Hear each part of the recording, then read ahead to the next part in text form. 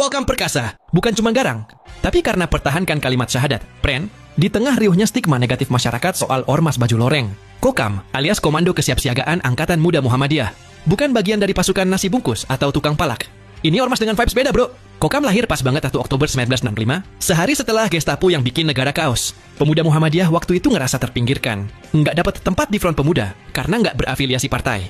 Nah, di tengah kegelisahan itu, muncul ide bikin pasukan sendiri. Tokoh-tokoh kayak Dr. Randus, Lukman Harun, Muhammad Suwardi, sama Letkol HS Projokusmo, yang jadi inisiator dan komandan pertama, langsung gercep. Ketua PP Muhammadiyah, Kiai Ahmad Badawi, langsung ngasih komando sakral, mensirnakan gerakan 30 September PKI adalah ibadah. Ini bukan cuma perintah, tapi fatwa. Pengesahannya pun diperkuat di konferensi kilat PP Muhammadiyah. November 1965, yang unik, pelantikan anggota Kokam di awal-awal itu pernah dilakuin di kantor polisi di Jakarta. Ini nunjukin banget kalau Kokam punya hubungan erat sama kepolisian dan juga ngadopsi hormat ala militer. Ini yang bikin Kokam spesial, hubungannya sama RPKAD, Cikal Bakal Kopassus. Nggak main-main, Kokam dilatih langsung sama pasukan elit ini. Baret merah, loreng, sepatu Lars, mirip banget sama RPKAD. Itu seragam resminya. Baret merah bukan cuma gaya pren, tapi simbol kedekatan dan pelatihan hardcore yang mereka dapat. Warna merah sendiri di Muhammadiyah itu melambangkan keberanian dalam berpikir, berbuat, dan bertanggung jawab. Bahkan, mereka dipinjemin senjata, termasuk granat, buat siap tempur. Makanya, Kokam disebut adik kandung RPKAD atau anak emas Sarwo Edhi. Di tengah situasi politik yang kacau balau pasca Gestapo, Kokam diresmikan sebagai bagian dari pertahanan sipil yang sah. Mereka nggak cuma punya semangat, tapi juga dukungan resmi buat jaga keamanan. Vibes-nya kayak film action indie, bro. Lebih dari itu, Kokam diasosiasikan sebagai pasukan penjaga Muhammadiyah dan jadi simbol prinsip amar ma'ruf nahi mungkar, mengajak pada kebaikan dan cegah kemungkaran.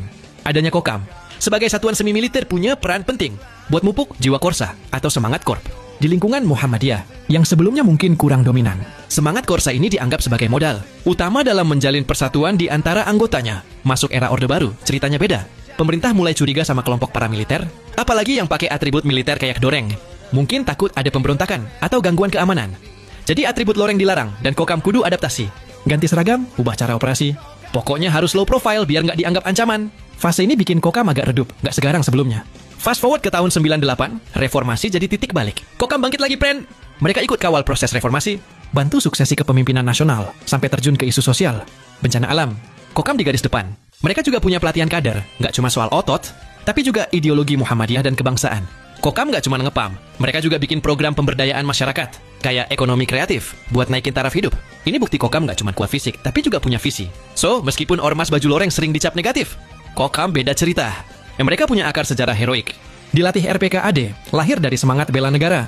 Dan sekarang kontribusi buat masyarakat. Kokam bukan pasukan nasi bungkus atau tukang palak, tapi gerakan dengan misi mulia. Next time lihat baju loreng baret merah, ingat Kokam, pren. Salam perkasa!